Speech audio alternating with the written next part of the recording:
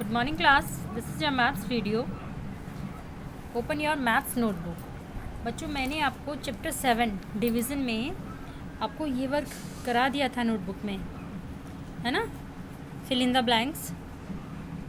These are dash leaves. They are in dash groups. They are dash leaves in such each group. ये मैंने work आपको करा दिया था. आज आपको जो भी वर्क करना है वो सिर्फ नोटबुक में करना है.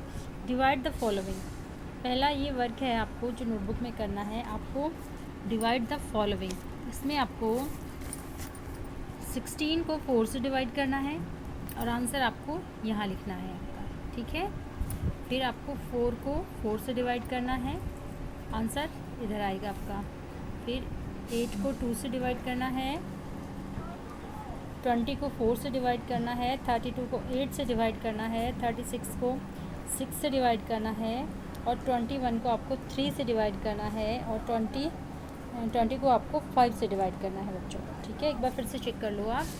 16 को 4 से, 4 को 4 से, 8 को 2 से, 20 को 4 से और 32 को 8 से, 36 को 6 से, 21 को 3 से और 20 को 5 से आपको डिवाइड करना है. टोटल आपकी ये 8 सम्स हैं जो आपको करने हैं बच्चों, ठीक है. नेक्स्ट वर्क है आपका नंबर लाइन, डिवीज़न और नंबर लाइन. इसमें आपको 16 को 4 से डिवाइड करना है. तो मैंने आपको नंबर लाइन सिखाई थी. जब हम इसमें सब्सट्रैक्ट करते हैं तो हम 20 से स्टार्ट करेंगे और हमें अपना स्टार्ट करके 16 पे लाना है. हमको 4 डिवाइड करने हैं, 1 2 3 4, 16 पे आ जाएगा. फिर हमें 4 डिवाइड करने हैं. इस तरीके से आपको ये नंबर लाइन के सम्स करने हैं, ठीक है. इसमें सबसे पहला है आपको 16 डिवाइड बाई 4, 20 डिवाइड बाई 5 और ये है आपका 18 डिवाइड बाई 3 और 12 डिवाइड बाई 4. इसमें आपको इसी तरीके से नंबर लाइन बनानी है. उसके ऊपर आपको नंबर्स लिखने हैं और उसको डिवाइड करना है. उसके स्टेप्स लिखने हैं 1 2 3 4, जितने भी स्टेप्स में आपका सम्स होता है, ठीक है बच्चों. इसको आप एक बार फिर से अच्छे से देख लीजिए. 16 divide by 4, 20 divide by 5, 18 divide by 3 और 12 डिवाइड बाई 4. नेक्स्ट वर्क है आपका बच्चों repeated subtraction. Use repeated subtraction. इसमें मैंने आपको पहले भी कराया था. आंसर आपको 36 डिवाइड बाई 4 यहाँ लिखना है, लेकिन इसको सब्सट्रैक्ट करके बनाना है आपको इस सम्स को. जैसे आपको 36 में से सबसे पहले क्या सब्सट्रैक्ट करेंगे, अब क्या माइनस करेंगे, 6. फिर जो आंसर आएगा उसमें से आपको 6 डिवाइड माइनस करना है. फिर जो आंसर आता है उसमें से आपको 6 डिवाइड करना है. सबसे लास्ट में आपको 6 में से 6 डिवाइड करना है, ओके. ये इस तरीके के सम्स होंगे जो मैंने आपको बुक में 2 बार कराए हैं, ओके. फिर नेक्स्ट भी आपका ऐसा ही है. आपको 16 में से 4 माइनस करना है. फिर जो आपका आंसर आता है 16 में से 4 जाएंगे तो जो आपका आंसर आएगा 12 आता है सपोज़ करो, तो उसमें से आप फिर 4 माइनस करेंगे. फिर जो दोबारा आंसर आएगा उसमें से 4 माइनस करेंगे. इस तरीके से ये आपको रिपीटेड सब्सट्रैक्शन में ये सम्स करने हैं. ये आपको मैंने सिर्फ ओनली 4 दिए हैं करने के लिए. सबसे पहला है 36 divide by 6, 16 divide by 4, 48 divide by 6 और 56 डिवाइड बाई 8, ओके. ये आपका है डिवीज़न द फॉलोइंग. ये लॉन्ग मेथड है जिसमें हम, ये आपका डिविडेंड हो गया, ये आपका डिवीज़र हो गया और आपका क्वोशेंट ऊपर आएगा, ठीक है बच्चों. क्वोशेंट आप यानी आंसर आप यहाँ लिखेंगे और इसको डिवाइड करेंगे. 3 का टेबल आपको 18 तक पढ़ना है. जहाँ पर भी आपका आंसर आता है उसको आप ऊपर लिखेंगे क्वोशेंट में और फिर इसको कंप्लीट करके इसको माइनस करके जैसे मैंने सिखाया था आपको उसी तरीके से करना है. इसमें आपको 18 को 3 से डिवाइड करना है, 35 को 7 से डिवाइड करना है और इसमें 54 को 9 से, 48 को 6 से और 35 को 5 से और 81 को 9 से. ये मैंने आपको 6 सम्स करने को दिए हैं जो कि आपको मुझे शो करने हैं, करके दिखाने हैं अपनी नोटबुक में, ओके बच्चों. अब आपका है नेक्स्ट वर्क. ये आपका लास्ट वर्क है जो इस चैप्टर में आपको करना है. Find the quotient and remainder. इसमें आपको क्वोशेंट भी लिखना है और उसका रिमाइंडर भी लिखना है. रिमाइंडर तो पता है ना, जो शेष बचता है. जब हमारा आंसर आएगा तो हम, जैसे 5 का टेबल है, हमें 47 से कम होना चाहिए. जैसे 5 1 जा 5, 5 2 जा 10, 5 3 जा 15, 5 4 जा 20, 5 5 जा 25, 5 6 जा 30, 5 7 जा 35, 5 8 जा 40 और 5 9 जा 45। तो इसमें 9 जा ऊपर आएगा, 45 आपका नीचे आएगा। फिर आप उसको माइनस करेंगे तो आपका जो रिमेन आएगा, शेष बचेगा, उसको आप नीचे लिखेंगे। तो आपको क्वोशंट भी लिखना है और रिमाइंडर भी लिखना है।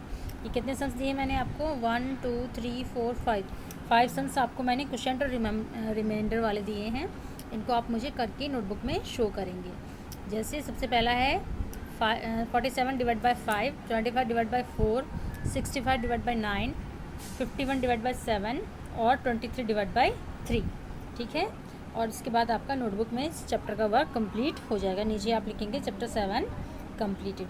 ठीक है बच्चों, तो ये वर्क आपको सारा अपनी नोटबुक में करना है और इसके बाद ही मुझे सेंड करना है। अगर आपको इस वर्क को करने में कोई प्रॉब्लम आती है तो आप मुझसे पूछ सकते हैं।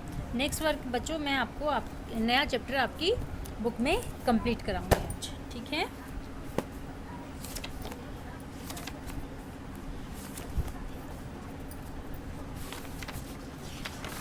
Chapter 8 shapes. शेप्स मीन्स जो आकृतियाँ होती हैं, आकार होता है। Count and right the number of each shape. आपको नंबर लिखने हैं ईच शेप, जितने भी इसमें शेप दिए हुए हैं। जैसे ये ट्राइंगल है, ट्राइंगल शेप है ये। ठीक है, ये आपका सर्कल है, ये सर्कल है। ओके, और आपका ये रेक्टेंगल है, ये वाला आपका रेक्टेंगल है। जो इस तरीके का होगा वो स्क्वायर है, इसको स्क्वायर बोलते हैं। ठीक है, ये ट्राइंगल है, ये सर्कल है, ये रेक्टेंगल है। तो आपको काउंट करके इसमें से बच्चों जितने भी स्क्वायर हैं वो आपको यहाँ लिखने हैं, जितने भी ट्राइंगल्स हैं वो आपको यहाँ लिखने हैं, जितने भी सर्कल्स हैं वो यहाँ लिखने हैं, और जितने भी रेक्टेंगल हैं उनको आप यहाँ लिखेंगे। ओके बच्चों, तो ये आपका शेप्स का चैप्टर आज स्टार्ट हो रहा है। इसमें हम अगर सबसे पहले सपोज़ करो इसके हम ट्राइंगल्स काउंट करते हैं तो 1 2 3 4 5 और 5 ट्राइंगल्स हैं। अगर हम ऊपर से काउंट करते हैं इसको तो 6 और 7 ये दोनों भी ट्राइंगल में ही आएंगे बच्चों। ठीक है, फिर से देख लीजिए 1 2 3 4 5 6 7 आपके ट्राइंगल हो गए। और आपके स्क्वायर कितने हैं इसमें? स्क्वायर तो आपका इसमें एक भी नहीं दिखाई दे रहा स्क्वायर।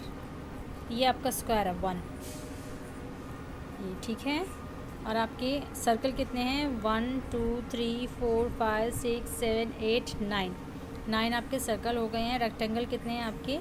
1 रेक्टेंगल, 2 3 रेक्टेंगल हो गए हैं आपके। ओके, तो इसको आपको शेप्स को काउंट करके इसमें फिल करना है। नेक्स्ट है straight line and curve lines.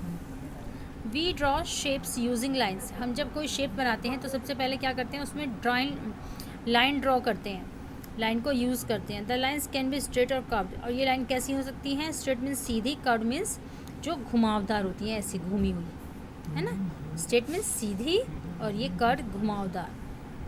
Straight lines which can be drawn by using a ruler और scale is called straight line. वो लाइन जिसको कि हम ड्रॉ करते हैं किसी स्केल के द्वारा। जो स्केल होता है हमारा, देखो ये जैसे है ना, स्केल के द्वारा अगर हम किसी लाइन को ड्रॉ करते हैं तो वो हमारी स्ट्रेट लाइन होती है। Curve line which are not straight are called curve line. वो लाइन जो कि स्ट्रेट नहीं होती, सीधी नहीं होती, जैसे ये है, इसमें देखो ये इस तरीके से बनी हुई है ना, तो ये कर्व लाइन है। ये कोई स्ट्रेट लाइन थोड़ी ना इस तरीके से। These lines can be drawn with a free hand. और ऐसी लाइन कैसे बनाई जाती है? फ्री हैंड, मतलब खुले हाथ से बनाई जाती है इस तरीके की lines. Okay, shapes of the straight lines. A straight line can be horizontal, vertical और स्लांटिंग। ये 3 तरीके की होती हैं जो स्ट्रेट लाइन्स होती हैं, हॉरिजॉन्टल, वर्टिकल और स्लांटिंग। हॉरिजॉन्टल कौन सी होती है? स्लीपिंग लाइन्स, जो इस तरीके की सीधी पड़ी हुई होती हैं, लेटी हुई, इनको स्लीपिंग लाइन्स कहते हैं। जैसे लेटा हुआ व्यक्ति होता है ना, सोता हुआ सा, सीधा सोते हैं, तो ये स्लीपिंग यानी हॉरिजॉन्टल लाइन्स हैं। ये आपका वर्टिकल्स लाइन्स, स्टैंडिंग लाइन्स जो खड़ी हुई होती हैं, ये हमारी वर्टिकल लाइन्स हैं। ये नाम आप याद रखना। हॉरिजॉन्टल कौन सी होती है? स्लीपिंग लाइन जो पड़ी हुई होती हैं। वर्टिकल कौन सी होती हैं? जो सीधी खड़ी हुई होती हैं, स्टैंडिंग पोजीशन में, स्टैंडिंग लाइन्स कहते हैं उनको। और स्लांटिंग लाइंस कौन सी होती हैं, जो हमारी तिरछी होती हैं इस तरीके से, स्लॉपिंग लाइंस जो कि ढलावदार होती हैं, जिन्हें हम स्लॉपिंग लाइंस भी कहते हैं। ओके बच्चों, आज हम इस चैप्टर को बस इतना ही करेंगे, उसके बाद नेक्स्ट वीडियो में इसका बाकी वर्क कराएंगे। लेकिन जो वर्क मैंने आपको नोटबुक में कराया है वो सारा वर्क आप मुझे करके सेंड करेंगे, और अगर कोई प्रॉब्लम आती है तो आप मुझसे पूछ सकते हैं। ओके, बाय बाय बच्चों।